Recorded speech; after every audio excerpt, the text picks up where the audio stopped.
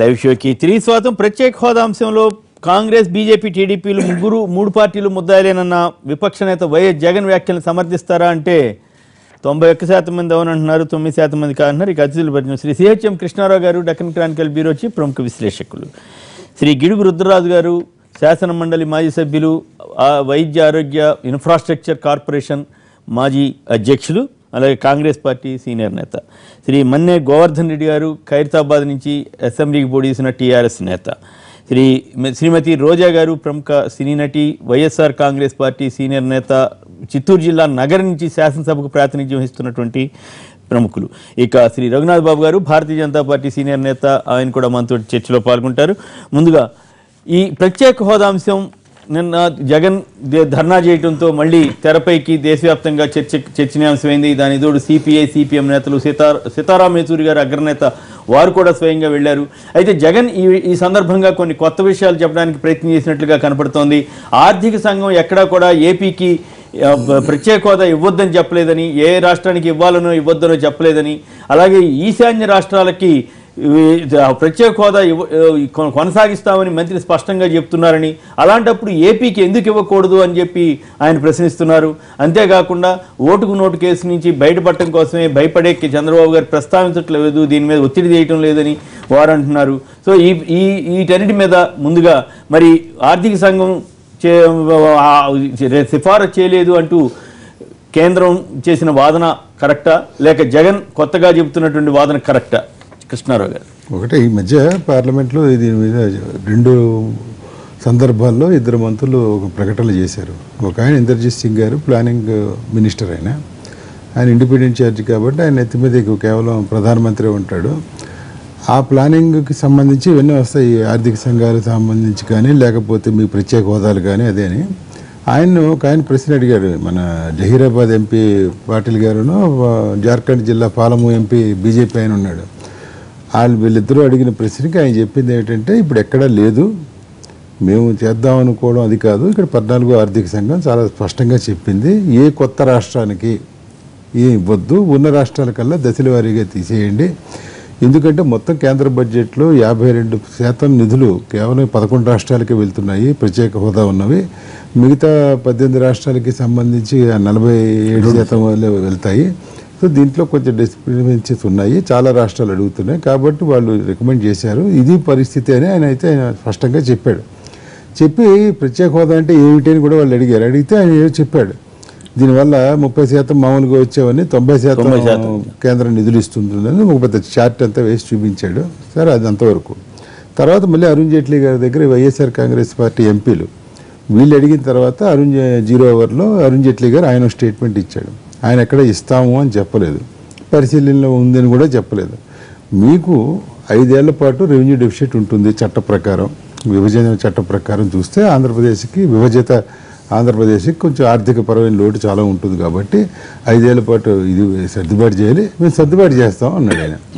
అంటే ప్రత్యేక హోదాతో సర్దుబాటు చేస్తారా అదే అనకుండా మేము శుభ్రంగా డెఫిసిట్ అడ్జస్ట్ చేస్తాం, ఆంధ్రప్రదేశ్ సంగతము అది చాలా అన్యాయం జరిగింది, దానికి మామూలు కాదు, చాలా ఎంతైనా ఇవ్వాలి అని ఈ రకమైనటువంటి హామీలు ఆయన ఇచ్చాడు.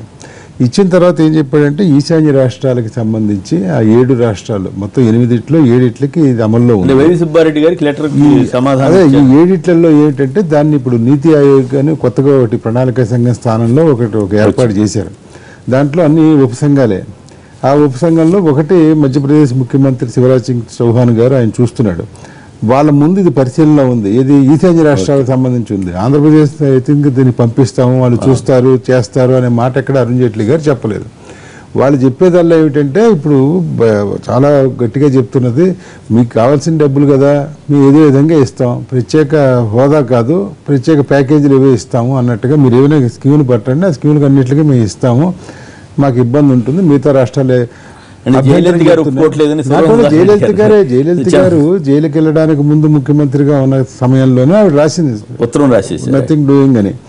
అది మిగతా రాష్ట్రాలు కూడా, ఇప్పుడు గుజరాత్ కూడా అబ్జెక్ట్ చేస్తారు, ఎందుకంటే దానివల్ల కొన్ని ప్రమాదాలు కూడా ఉంటాయి పొరుగు రాష్ట్రాల నుంచి. ఎందుకంటే ఎక్సైజ్ డ్యూటీలో మినహాయింపులు అంటే ప్రతివాడు ఉన్న రాష్ట్రంలో దుకాణం బంద్ చేసుకుని వెళ్ళి ఇక్కడ కొత్త రాష్ట్రంలో పెట్టి. రఘునాథ్ బాబు గారు ఇప్పుడు వచ్చారు కదా, ఆయనకి ఇందులో బాగా ఎక్స్పీరియన్స్ కూడా ఉంది, ఆయన స్టడీ కూడా చేశాడు. ఏమిటంటే ఇంతకు ముందు ప్రత్యేక హోదాలు ఎక్సైజ్ డ్యూటీలు ఇచ్చిన తర్వాత ఆంధ్రప్రదేశ్ నుంచి ఒక యూనిట్ వెళ్ళి హిమాచల్ ప్రదేశ్లో ఉండడం, అక్కడ ఏదో జరిపినట్టుగా టర్న్ ఓవర్ చేసినట్టుగా చేయడం, అసలు ఇదే అదంతా చూపించడం, డబ్బులు మేసేయడం. దీనివల్ల దాదాపు కొన్ని వేల లక్షల కోట్లు, ఆయన దగ్గర ఫిగర్స్ ఉన్నాయి, కొన్ని వేల లక్షల కోట్లు ఏదో కేంద్ర ప్రభుత్వానికి లాస్ అయింది. దీనివల్ల ఎటువంటి ఉపయోగం లేకుండా మళ్ళీ హిమాచల్ తీసేసి పక్కన ఇంకో జమ్మూ కాశ్మీర్ అంటే మళ్ళీ వీడు అక్కడ కూడా ఏదో దుకాణం పెట్టినట్టుగా ఇది తప్ప అసలు ఆ రాష్ట్రం అభివృద్ధి చెందింది లేదు. మధ్యలో అనవసరంగా కేంద్రం చాలా నష్టపోయిందని. సరే, దీని మీద చర్చ అయితే పార్లమెంట్లో చేసి ఉండొచ్చు కదా, ఎంతవరకు చర్చ చేయలేదు. ఊరికే 0 అవర్లో మెన్షన్ చేసినప్పుడు మంత్రి స్టేట్మెంట్ ఇవ్వడం అంత బంద్ అయిపోతుంది తప్ప దీని మీద స్టేట్మెంట్ ఇవ్వాల. సరే, ఇవాళ బంద్ అవుతూ జరుగుతోంది. మొన్న మునికోటి రెడ్డి అనేది అతను ఆత్మహత్య యత్నం చేయడం, అతను ఇదే అవ్వడం, చనిపోవడం కూడా జరిగింది. సరే, ఇక నిన్న చేసాం, ఇవాళ వీళ్ళు ధర్నా ఎట్లా జరిగింది అనుకుంటున్నాను. నిన్న బాగానే జరిగింది. ఇప్పుడు పార్లమెంట్ స్ట్రీట్ లో మీరు చూసారు, నేను చూసాను, జంతర్ మంతర్లో 1000-2000 ఉన్నా కూడా ఏదో నిండిపోతుంది. వాళ్ళందరూ అయిపోయిన తర్వాత పార్లమెంట్ ముట్టడే అని ముందుకు 4 అడుగులు వేస్తారు. వాళ్ళందరూ అన్ని ఫిక్స్డ్ గా ఉంటాయి. ఇక్కడ దాటి వెళ్తే మేము చేస్తామా, ఆ 4 అడుగులు వేయగానే వాళ్ళు పట్టుకుని ఇచ్చేస్తారు. కొంచెం మరీ ఓవర్ చేస్తే ఇక బాష్పాయిలు, ఇంకా మరీ ఓవర్ చేస్తే అవి వాటర్ వజ్ర. జగన్ తన మీద వస్తున్న అపవాదనండి లేదా ఇట్లాంటి వాటి నుంచి బయటపడినట్లేనా ఈ ఇష్యూ తోటి? దీనికి దానికి అట్లా కాదు, కొందరు ప్రచారం చేస్తున్నారు కదా, మోడీ గారికి భయపడ్డారు, జగన్ కూడా భయపడ్డారు. మోడీ గారి మీద కూడా నిన్న కొన్ని విమర్శలు చేశారు. మోడీని అండలేదినా, ఊరికి చంద్రబాబుని ఏదైనా అంటాడు, మోడీనేనా అంటే ఆ మోడీని అనాలి కదా. వీళ్ళ ఉద్దేశం, తెలుగుదేశం వాళ్ళు ప్రశ్నించింది ఏంటంటే ముద్దుకృష్ణ రెడ్డి గారు కానీ, బొజ్జల గోపాలకృష్ణారెడ్డి గారు కానీ, వీళ్ళందరూ కూడా వాళ్ళని ప్రశ్నించడం ఏమిటి, వాళ్ళని ప్రశ్నిస్తే ఈయన కేసులు ఇదవుతాయని ఒకటి, మీరు వేరే వాళ్ళని తిట్టడం వల్ల కేసులు మాఫీ చేసుకోవడానికి ఏదో చేసుకుంటున్నాడు అని అంటే ఇప్పుడు జగన్మోహన్ రెడ్డి ఏదైనా అడ్జస్ట్మెంట్ కుదిరితే నరేంద్ర మోడీ రెడీగా ఉన్నాడా మరి ఆ లెక్కన ఇంత అడ్జస్ట్ అయిపోవడానికి? ఇప్పుడు ఇదే ఆరోపణ చంద్రబాబు మీద చేస్తున్నారు కదా. ఒకటి, ఇది రాజకీయ పరమైన తీసుకుంది. ఈ రాజకీయ పరమైన దానికి ప్రధాన కారణం 2 అంశాలు. ఒకటి, కాంగ్రెస్ పార్టీ ఆ రోజు ఎందుకు చేయలేదు అంటే ఆ రోజు ఉన్న ఇబ్బందిని వీ హ్యావ్ టు అండర్స్టాండ్. అది కాంగ్రెస్ పార్టీని మరి అంతగా ఒక ముద్దాయిగా, ఎందుకంటే లోక్సభలో అయినప్పుడు ఈ గొడవ రాలా, అసలు ప్రస్తావనే రాలా. ఇది కొత్తగా వెంకయ్యనాయుడు గారి బుర్రలో వచ్చింది ఇది ప్రత్యేక హోదా అనేది. వస్తే ఆ రోజు రాజ్యసభలో అమలు చేయాలంటే మా మద్దతు కావాలంటే మీరు ఇది పెట్టండి అని అన్నాడు ఆయన. మరి పెట్టాలంటే మరి సవరిస్తే సవరించిన రాజ్యసభలో బిల్లు సవరించిన అయితే మళ్ళీ లోక్సభకు రావాలి. అసలు లోక్సభలో ఏమైంది అందరికీ తెలుసు కాబట్టి ఇది ఇప్పుడు అది కుదరదు కదా అంటే సరే హామీతో సరిపెడతాము, అష్యూరెన్స్ ఇస్తాడు ప్రైమ్ మినిస్టర్ అంటే సరే మేము చేస్తామని అందరూ చూశారు. ఇక ఆ డ్రామా గురించి చెప్పక్కర్లా. అయితే వీళ్ళు ఆ రోజు కాంగ్రెస్ ఎందుకు చేయలేదు, ఆ రోజే పెట్టేయచ్చు కదా అంటే ఆ రోజు ఇంత చేసే చట్టం ఒకసారే కదా వాళ్ళు పెట్టింది. మరి వీళ్ళు తర్వాత 2 సార్లు సవరించారు, ఒకసారి కదా 2 సార్లు. మరి ఆ 2 సార్లు అప్పుడు వీళ్ళే పెట్టి చేయొచ్చు కదా. వీళ్ళు పెట్టే BJP definitely they are wrong. ఎందుకంటే వాళ్ళు మళ్ళీ పెద్ద పుస్తకం వేసి ఎన్నికల ప్రణాళికలు పెట్టి 5 ఏళ్ళు అన్నారు, మేము 10 పెడతాం అని ఇది పెట్టిన వాళ్ళు, వాళ్ళ చేత పెట్టిస్తాము మేము చేయిస్తాం అన్నది తెలుగుదేశం. ఎప్పుడైనా రూలింగ్ పార్టీని అంటారు కానీ అపోజిషన్ ఎవరంటారు? అయ్యేది కాదు కదా.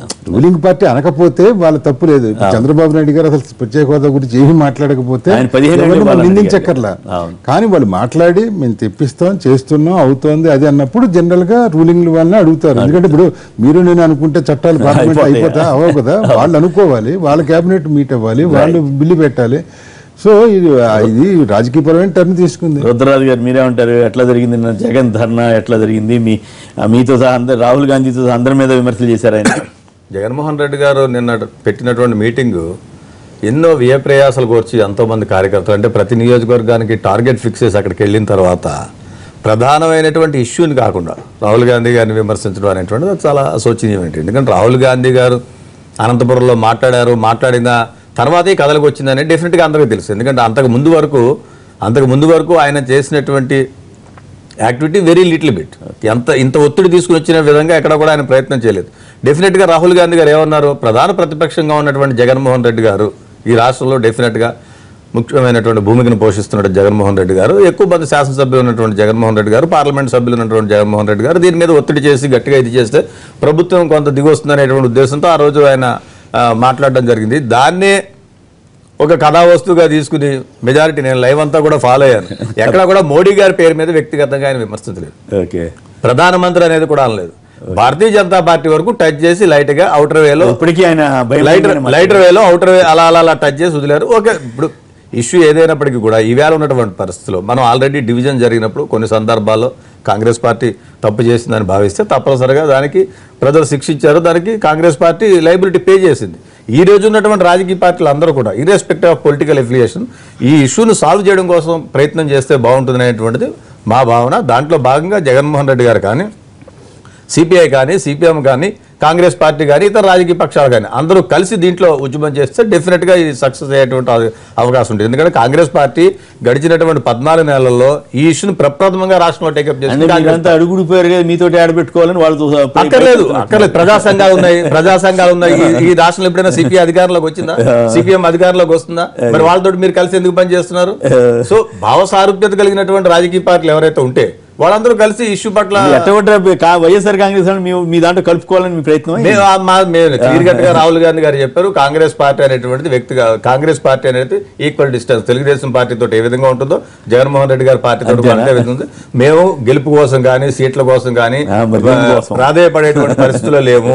తప్పనిసరిగా ఇష్యూ ఏడాలో చాలా చిత్తశుద్ధి ఉంది. ఎందుకంటే మేము పోలవరంలోనే అప్పుడు ప్రత్యేక హోదా ఆంధ్రుల హక్కు అనేటువంటి నినాదంతో మేము ఒక పెద్ద నినాదం ఇచ్చింది మాత్రం మొదటి మీరే.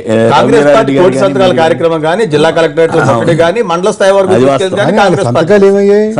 సంతకాలు అన్నారు. నాకు తెలిసి 45 లక్షలు 50 లక్షలు కోటి సంతకాలు చేశారు. సోనియా గాంధీ గారు వస్తున్నారు, మళ్ళీ 45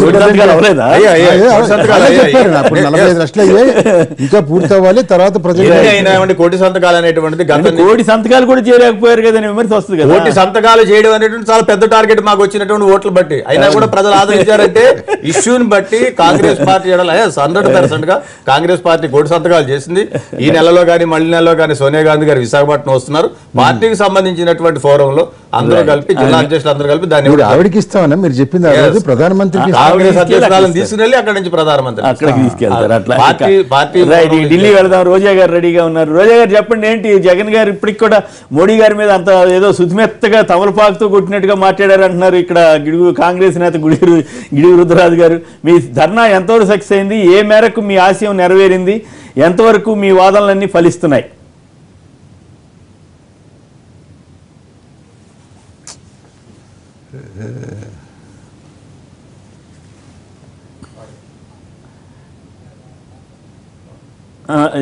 ఆడియో ప్రాబ్లం ఉన్నట్టుంది.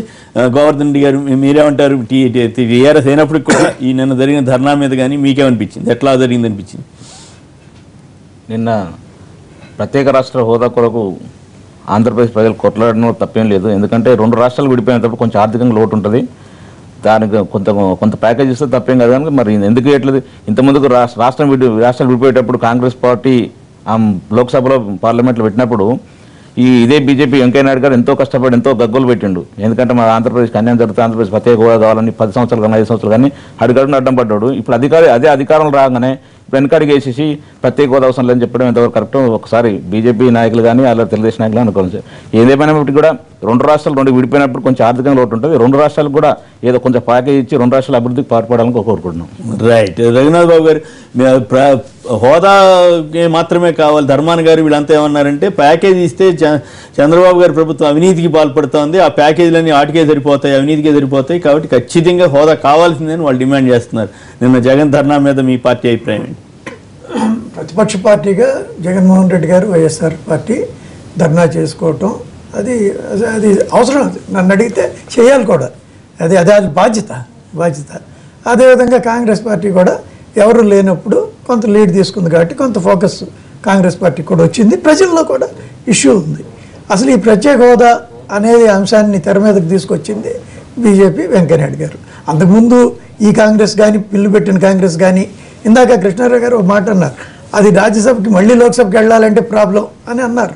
అందరూ బాగానే ఉంది. కానీ 2 నెలలు ముందు పెట్టుకుని ఉంటే బిల్లు అప్పుడు వెసులుబాట్లు అన్నీ ఉంటాయి కదా. కుతికిలో పెట్టుకుని డూ ఆర్ డై, నువ్వు చేస్తావా మానేస్తావా అన్న విధంగా బిల్లు పెట్టడంలోనే కాంగ్రెస్ కుట్లత్వం ఉంది. సరే, కాబట్టి కాంగ్రెస్ అన్యాయం చేసిందనే దానిలో వాళ్ళ బుడిబుడి ఏడుపులు ఏడ్చినా కానీ, ఇకపోతే వైఎస్ఆర్ కూడా ఆర్టికల్ 3 ప్రకారం విభజించండి అని అన్నారే కానీ ఆ సమయంలో ఏమి ఇవ్వాలని వాళ్ళు అన్నారు. సరే, ఇవన్నీ పక్కన పెడితే ఒక ముఖ్యమైనటువంటి అంశం కృష్ణారావు గారు కూడా రేజ్ చేశారు. ఇప్పుడు ఏంటంటే ఈ స్పెషల్ స్టేటస్ అనేది 1969 నుంచి మొదలైంది. ఇప్పటికి 11 రాష్ట్రాలకు ఇచ్చారు. కానీ ఈ ఇన్కమ్ ట్యాక్స్, ఎక్సైజ్ డ్యూటీ, ఎగ్జంప్షన్లు అనేది 97లో మొదలైంది. అంటే 69 నుంచి 97 30 ఏళ్ళ తర్వాత మొదలైన తర్వాత ఇప్పటికి ఈ రోజు 11 రాష్ట్రాలకి స్పెషల్ స్టేటస్ ఉంటే 9 రాష్ట్రాలకే ఎక్సైజ్ డ్యూటీ ఉంది. 2017కి ఈ 9 రాష్ట్రాలకు కూడా తీసేయాలని యూపీఏ ప్రభుత్వం నిర్ణయించింది. ఈ బీజేపీ ప్రభుత్వం కూడా కాదు, వాళ్ళు ఒక పాలసీ మ్యాటర్ తీసుకున్నారు. మేము కూడా అదే కంటిన్యూ చేస్తున్నాం. అది అరుణ్ జైట్లీ గారు స్పష్టంగా చెప్పారు. ఏది ఈ ఎక్సైజ్ డ్యూటీలో అయినాం. కాబట్టి మనం ఈ రెండు విషయాలు సపరేట్ చూడాలి. స్పెషల్ స్టేటస్ ఒకటి, ఎక్సైజ్ డ్యూటీలు ఒకటి. కాబట్టి ఎక్సైజ్ డ్యూటీలు కాసేపు రావనే సందర్భంలో మనకి 15% additional subsidy incentive plus 15% additional depreciation, ఈ రెండు ఈ 7 జిల్లాలకు ఇచ్చారు మొన్న దీనిలోనే. కాబట్టి ఈ ఎక్సైజ్లు ఈ వచ్చే అవకాశం నాకైతే ఏమి కనపట్ల. లేకపోతే ప్యాకేజ్కి వద్దాం. ప్యాకేజ్కి వస్తే ఈ ఒక లెక్కే ఉంటే మొత్తం 30% ఏది ఈ 11 రాష్ట్రాలకి ఏదో అది మరి కృష్ణారావు 57 అది కూడా కరెక్టే ఉండొచ్చు, ఒకసారి ఉండొచ్చు, నేను ఒకసారి వెరిఫై చేయాలి. సరే, వాట్ ఎవర్ ఇట్ ఈస్, ఇది రావడానికి కొన్ని ఇబ్బందులు ఉన్నాయి. ఒకటేంటి, ప్లానింగ్ కమిషన్ పోయి నీతి ఆయోగ్ రావటమే ఒక ప్రథమం, తర్వాత ఆర్థిక సంఘం ఒప్పుకోవట్లా.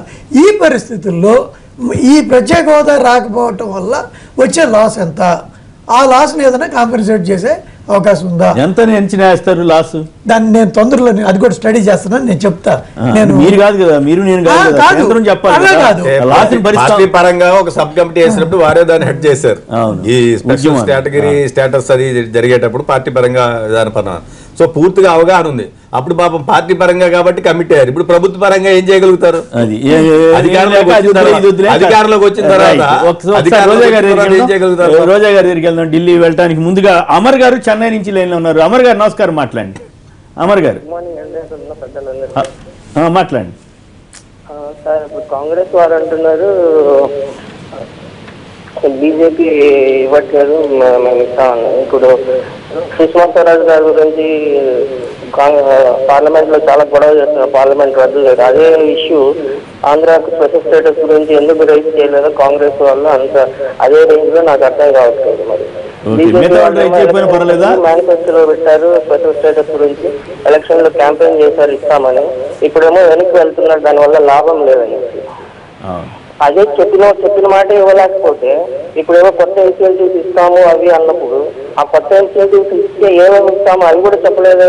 మేము ఆలోచిస్తున్నాం, 1.5 year అయిపోయింది, ఇంకా ఇంకెన్నేళ్ళు ఈ ఫైనాన్స్ ఎంత ఆలోచిస్తారు వాళ్ళు? రైట్, బాగా మాట్లాడారు. రోజా గారు చెప్పండి, మీ ధర్నా ఎట్లా జరిగింది? మరి మోడీ గారిని ఏదో తమలపాకుతో కొట్టినట్టుగా మాట్లాడతారు తప్ప గట్టిగా ఏం మాట్లాడలేదని కాంగ్రెస్ వాళ్ళు అంటున్నారు. మరి సరే, ఇక ఆర్థిక సంఘం ఇష్యూస్ కానీ మీరంతా కూడా ఘాటుగా చంద్రబాబు గారి మీద విమర్శలు చేశారు. మీ ధర్నా ఎంతవరకు సక్సెస్ అయింది? మీ వాదనలు ఎంతవరకు సఫలమయ్యాయి? ఈరోజు జగన్ గారు మాట్లాడితే ఒక తప్పు, మాట్లాడకపోతే ఒక తప్పు అన్న విధంగా అన్ని పార్టీలు కానీ మేధావులు మాట్లాడుతుంటే చాలా బాధాకరంగా ఉంది. ఎందుకంటే అప్రజాస్వామికంగా ఈ రాష్ట్రాన్ని రాజధాని లేకుండా మరి పార్లమెంటు తలుపులు వేసేసి మీడియా ప్రసారాలు నిలిపివేసి చేసిన వాళ్ళని ఏమనరు. ఆ రోజు చట్టంలో పెట్టారా లేదా చూసుకోవాల్సిన బాధ్యత ఉన్న బీజేపీ పట్టించుకోరు. మరి వాళ్ళ మేనిఫెస్టోలో ఖచ్చితంగా మేము అధికారంలోకి వస్తే ప్రత్యేక హోదా ఇస్తామన్న మోడీ గారి ప్రభుత్వం ఈరోజు అధికారంలోకి వచ్చిన తర్వాత దానివల్ల ఉపయోగం లేదు, స్పెషల్ ప్యాకేజీలు అంటూ మాట మారుస్తుంటే వాళ్ళ గురించి మాట్లాడరు. కానీ ఈరోజు ఒక బాధ్యత కలిగిన ఒక నాయకుడిగా, ఈరోజు ప్రతిపక్ష నాయకుడిగా ఆయన పోరాటం చేస్తుంటే ఆయన అభినందించి వెన్ను తట్టాల్సింది పోయి ఆయన గురించి ఇలా మాట్లాడుతుంటే నిజంగా వాళ్ళకే చెల్లుతుంది అనిపిస్తుంది.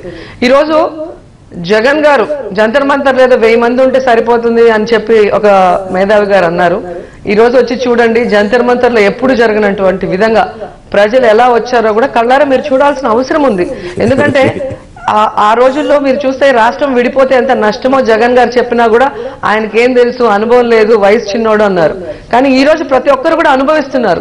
ప్రజలకి అది తెలిసే గుందికి లేట్ అవుతుంది కాబట్టి అప్పటికి నష్టాల్లో పడిపోతున్నారు. కాబట్టి అలాంటి పరిస్థితి రాకూడదనే జగన్ గారు ఈసారి మరి ఇక్కడ ఇంత దూరం వచ్చి కూడా కేంద్ర ప్రభుత్వం చెవిలో ఊదటానికి రావటం జరిగింది. అండ్ ఈరోజు రుద్రరాజు గారు చెప్తున్నారు ఓన్లీ రాహుల్ గాంధీ గారు చెప్పిన తర్వాత ఈ ఇష్యూ హీట్ అయిందని. నేను ఒకటే అంటున్నాను, మేము అసెంబ్లీ వెళ్ళిన ప్రతిసారి కూడా ఏ విధంగా ప్రత్యేక హోదా కోసం జగన్మోహన్ రెడ్డి గారు చంద్రబాబు నాయుడు గారిని రిక్వెస్ట్ చేశారో ఒకసారి మీరు వీడియో క్లిప్పింగ్స్ చూడండి. మనం ఇక్కడ తీర్మానం చేసి పంపిద్దాం ఏకాభిప్రాయంతో, ఖచ్చితంగా మీరు అన్ని పార్టీలని లీడ్ చేయండి, మీ వెనక మేము ఉంటాం, ఈ రాష్ట్రం అభివృద్ధి వైపుకు నడవాలి అంటే ప్రత్యేక హోదా అనేది కంపల్సరీ అని ఎన్నో సందర్భాల్లో చెప్పారు, ఎన్నో వేదికల మీద చెప్పారు, ప్రతి ఒక్క ధర్నాలో కూడా ఆయన చెప్పడం జరిగింది. మరి 14 నెలలు అవుతున్నా ఇంతవరకు పట్టించుకోకపోవటం, అండ్ మొన్న పార్లమెంట్ లో కేంద్ర సహాయ మంత్రి ఇంద్రజిత్ సింగ్ గారు కన్ఫామ్ గా ఇక ఏ రాష్ట్రానికి ఇచ్చే ప్రతిపాదన మా దగ్గర లేదు అన్నప్పుడు భయంతో ఇక ఇప్పుడైనా ఉద్యమం చేయకపోతే చాలా నష్టం జరిగే పరిస్థితి ఉంటుందని ఢిల్లీకి రావటం జరిగింది. సో ఇక్కడికి వచ్చిన తర్వాత ఇక్కడ జరిగిన ధర్నాని ఖచ్చితంగా వాళ్ళు తెలుసుకుని ఉంటారు. ఈ రాష్ట్రంలో ప్రజలు ఏం కోరుకుంటున్నారు, ఈ రాష్ట్రం అభివృద్ధి కావాలంటే వాళ్ళకి ఏం చేయాలనే దాంట్లో ఒక ఆలోచన చేస్తారని నేను అనుకుంటున్నా. ఎందుకంటే అరుణ్ జైట్లీ గారు చెప్పినట్టు స్పెషల్ ప్యాకేజీలు అనేది వారి దయ మన ప్రాప్తం.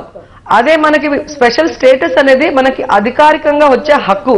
మనకు రావాల్సినవి ఎన్నో ప్రత్యేకంగా వచ్చే అవకాశం ఉంటుంది, పరిశ్రమలు వచ్చే అవకాశం ఉంటుంది, ఉద్యోగ ఉపాధి అవకాశాలు వస్తాయి.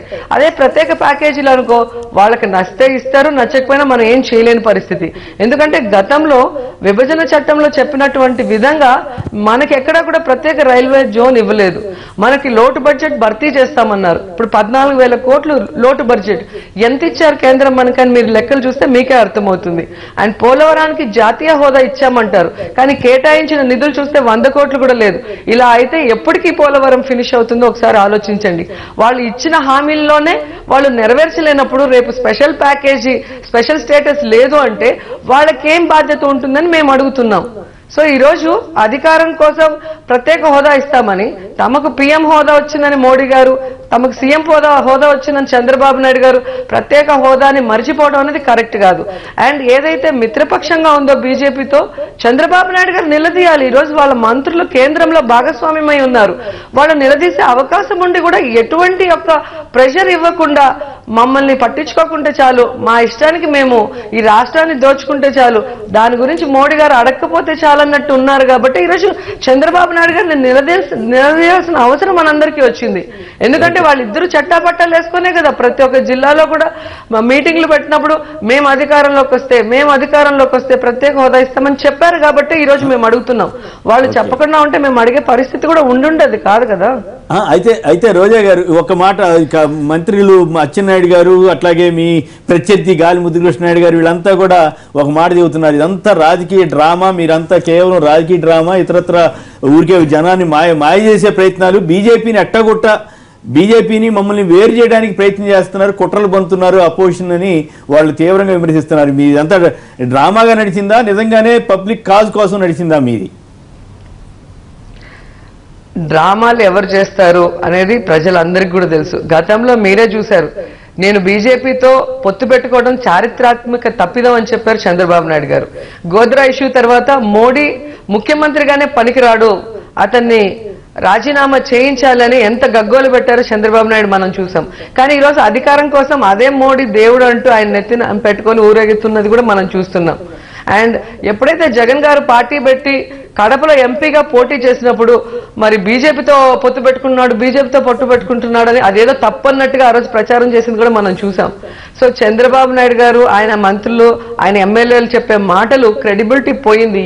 ఈసారి ఆయన అధికారంలోకి వచ్చిన తర్వాత ఆయన చేసిన వాగ్దానాలు, ఆయన ఈ రోజు చేస్తున్న కార్యక్రమాలు చూస్తే ప్రజలకు అర్థమైపోతుంది తన యొక్క రాజకీయ లబ్ధి కోసం రాజకీయాలు చేస్తుంది చంద్రబాబు నాయుడు గారు కానీ జగన్మోహన్ రెడ్డి గారు కాదు.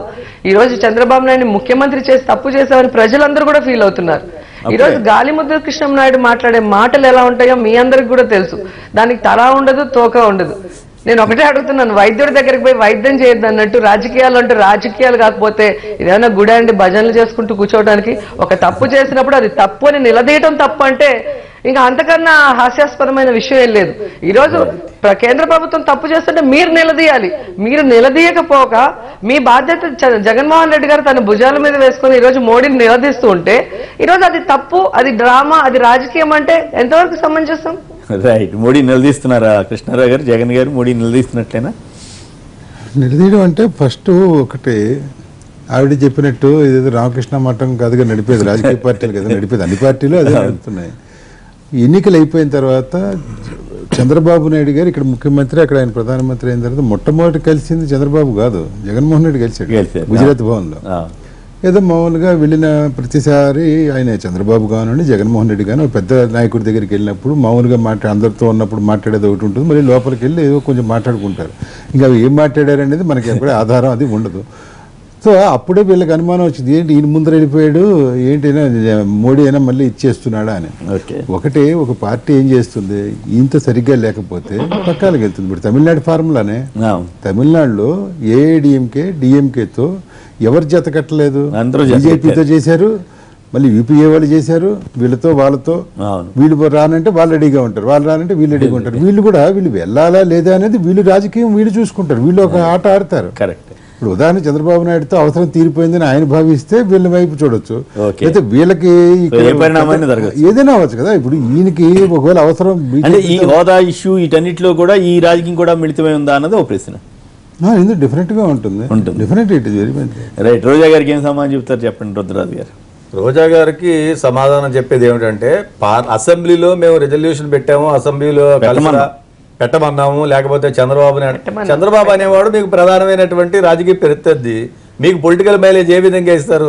పార్లమెంట్లో మీకున్నటువంటి పార్లమెంట్లో మెంబర్సు, మీకున్నటువంటి గుడ్ ఆఫీసర్స్, మోడీ గారిని ఇందాక కృష్ణారావు గారు చెప్పినట్టు అఫీషియల్ ముఖ్యమంత్రి గారినా కూడా లీడర్ ఆఫ్ అపోజిషన్ వెళ్ళి కలిసినటువంటి నేపథ్యంలో అక్కడ భారతీయ జనతా పార్టీ ప్రభుత్వం మీద ప్రెజర్ తీసుకుని వచ్చి ఒత్తిడి తీసుకుని వచ్చి చేస్తే ఈ రాష్ట్రంలోని ప్రజలు హర్షిస్తారు తప్పనిసరిగా. సరే డివిజన్ కానీ డివిజన్కి ఏ రాజకీయ పార్టీ కదా అంతా ముగిసినటువంటి శకం 14 నెలలు అవుతోంది. ఈ రాష్ట్రంలో ఏం జరుగుతుంది అనేటువంటిది ఇంకా అర్థం కావట్లేదు.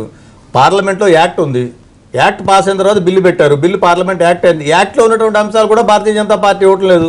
ఏం ఒత్తిడి చేయగలుగుతున్నారు, ఏం సాధించగలుగుతున్నారు? 5 సార్లు కలిసిన తర్వాత ఈ పలానా ప్రాజెక్టు ఐఏఎం కానీ, లేకపోతే ఇండియన్ ఇన్స్టిట్యూట్ ఆఫ్ సైన్సెస్ కానీ, లేకపోతే మనకి ఢిల్లీలో ఉన్నటువంటి మెడికల్ సైన్సెస్ కానీ, all Indian institute of medical sciences కానీ, వీటిలన్నింటినీ వస్తాయని చెప్పి అన్నారు. రకరకాల ప్రదేశాలు విశాఖపట్నంలో తయారు చేస్తాం, లేకపోతే విజయవాడలో పెడతాం, ఇక్కడ పెడతాం అన్నారు. బిల్లులో ఉన్నటువంటి ఇది లేదు.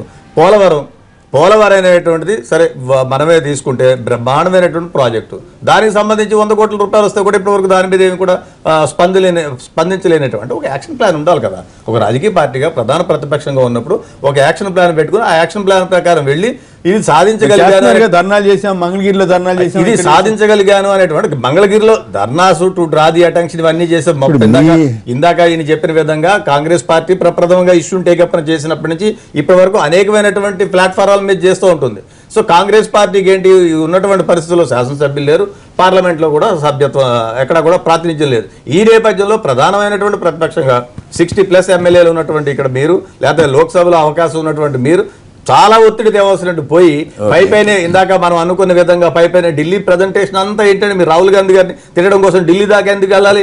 ఇక్కడ హైదరాబాద్లో ప్రెస్ కాన్ఫరెన్స్ పెట్టుకోండి, లేకపోతే ఇక్కడ విజయవాడలో ప్రెస్ కాన్ఫరెన్స్ పెట్టాడు, దానికోసం అంత జాతీయ స్థాయిలో వెళ్ళి చేయవలసినట్టు తెలుగుదేశం పార్టీ మీద ఒత్తిడి తీసుకురావాలి. కేంద్రంలో రాష్ట్రంలో వీళ్ళిద్దరూ అధికారం పంచుకుంటున్నారు. అదేవిధంగా జాతీయ స్థాయిలో ఉన్నటువంటి భారతీయ జనతా పార్టీ మీద తప్పనిసరిగా మీరు అనేక సార్లు ఫైనాన్స్ మినిస్టర్ జైట్లీ గారిని కలిసారు, ప్రైమ్ మినిస్టర్ కలిసారు, తీవ్రమైన ఒత్తిడి తీసుకోవాలి. ఎందుకంటే ఇది ప్రజలకు సంబంధించినటువంటి ఇష్యూ కదా. చెప్పండి, నిజంగానే ఓటుకు నోటు కేసులో చంద్రబాబు గారిని భయపెట్టొచ్చనే ఉద్దేశంతో మోడీ గారు హోదా ఇవ్వట్లేదు, అట్లాగే ఆయన హోదా తీసుకున్నాడు, చంద్రబాబు గారు హోదా తీసుకున్నారు, దానివల్లే ఇంకా అసలు పట్టించుకోవట్లేదని రోజా గారు అన్నారు. అది అవాస్తవం అండి. అవాస్తవం ఎట్లా? అది కరెక్ట్ కాదు. ఇప్పుడు మోడీ గారు కానీ బీజేపీ వాళ్ళు కానీ భయపెడుతున్నారా? లేదు, ఏమాత్రం నిజం కాదు. ఒకటి ఏంటంటే అట్లా అనుకుంటే జగన్మోహన్ రెడ్డి గారు కూడా భయపడుతున్నారు. రెండు కరెక్ట్ కాదు. ఒకటి ఏంటంటే ఇప్పుడు ఈ రోజు కూడా పరిశీలనలో ఉంది, డోర్స్ ఆర్ నాట్ క్లోజ్డ్, అదేదో మూసేసినట్టు కాదు ప్రత్యేక హోదా అనేది. అంటే ఊరికే లోక్సభ ఉత్తిగా చెబుతుంటారా? డోర్స్ ఎప్పుడు క్లోజ్ చేస్తారంటే మన బిల్లు పెట్టిన టైంలో క్లోజ్ చేసినట్టు అప్పటి వరకు చేస్తూ ఉంటారు. ఇప్పటికే అదే ఒక పాయింట్ కాబట్టి ఇంకా పరిశీలనలో ఉంది, అది పూర్తిగా లేనట్టు కాదు. ఒకటి. రెండోది ఏంటంటే ఇవాళ కేంద్రం నుంచి చంద్రబాబు నాయుడు గారు అత్యధికంగా నిధులు తెచ్చుకోవడానికి అన్ని శాఖల నుంచి కూడా వెంకయ్యనాయుడు గారు 30 శాఖల నుంచి 31 మంత్రులు కూడా కూర్చోబెట్టి ఎవరెవరు ఏమేం చేయాలో కూడా స్టీల్ వరకు అయితే నా కాబట్టి వాళ్ళ అంచనా ప్రకారం బాగానే ఇచ్చినట్లు బీజేపీ నిధులు అయితే హోదా అన్నది ఒక సెంటిమెంట్ అది కాబట్టి అవన్నీ చేస్తున్నారు. ఇవాళ అనవసరంగా కేంద్రంతో కాన్ఫ్రంటేషన్కి వెళ్ళిపోతే అదేంటి వచ్చాయి కూడా కొన్ని ఇబ్బందులుగానే ఉంటాయి. నాకు అర్థం కాదు రఘునాథ్ బాబు గారు, మీరు పెద్దవారు, అట్లాగే అనవసరంగా మీరు అడిగితే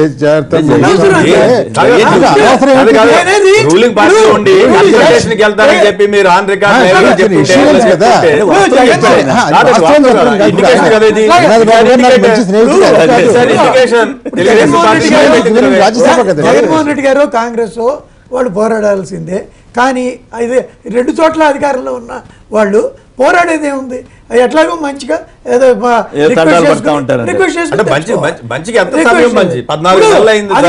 ఆఫ్టర్ ఆల్ వాళ్ళు కూడా కేంద్రంలో అధికారంలో ఉన్నారు. They are part and parcel of government. ఎవరి మీద పోరాడాలి? ఓకే, గవర్నమెంట్ మీరు వాస్తవం ఒప్పుకుంటారా? ఇది ఓటుకున్నట్టు కేసుకే భయపడి చంద్రబాబు గారు ఒత్తిడి చేయట్లేదు అనేది జగన్ గారి ఆరోపణ కానీ రోజా గారి ఆరోపణ కానీ మీరు కూడా నిజమేనంటారా? నిజమే ఉండొచ్చు, దీన్ని చూస్తే దీన్ని బట్టి నిజం అనిపిస్తుంది. ఎందుకంటే ప్రత్యేక హోదా చేస్తానని చెప్పేసి ఫస్ట్ గవర్నమెంట్ రాకముందుకు ఎలక్షన్లో చెప్పిండు. ఎలక్షన్ వచ్చిన తర్వాత కూడా ఇప్పుడు ఆంధ్రప్రదేశ్ ప్రజలు మభ్య పెడుతూనే వస్తుండు. ఖచ్చితంగా వస్తుంది, నేను తీసుకొచ్చే బాధ్యత నాది, నేను ఖచ్చితంగా మోడీ గారు మనకు వాగ్దానం చేసి ఖచ్చితంగా వస్తుందని చెప్తుండే. ఈ మధ్య ఎందుకంటే ఈ ఓటుకు నోటుకు రెడ్ హ్యాండ్ దొరికే వరకు ఇప్పుడు సెంట్రల్ గవర్నమెంట్ మీద అంటే బీజేపీ వాళ్ళు మీ ఇద్దరు మధ్య మ్యాచ్ ఫిక్సింగ్ చేస్తున్నారని ఒక ప్రచారం ఉంది, ఎంతవరకు వాస్తవం? అలాంటి టీఆర్ఎస్ కి టీడీపీకి మధ్యవర్తిత్వం నడుపుతున్నారు. ఓన్లీ సెంట్రల్ గవర్నమెంట్ కు స్టేట్ కున్న సంబంధం ఇంతవరకు ఆయన ఆరోపణ ఇక్కడ ఎదుర్కొన్నాడు. చెప్పండి చంద్రబాబు నాయుడు గారు, మీరు ఆయన భయపడిపోతున్నాడు అంటారంటే అసలు మీరు కేసే పెట్టలేదు కదా. భయపెట్టారు యాక్చువల్ గా, కోర్టులో కేసు నడుస్తుంది కానీ చంద్రబాబు నాయుడు పాత్ర లేదు కదా. ఫోన్ మాట్లాడి ఫోన్ టాపింగ్ ఉంది కదా, పెట్టలేదు, రికార్డింగ్ ఉంది కదా, ఫోన్ రికార్డింగ్ ఆయన చెప్పింది.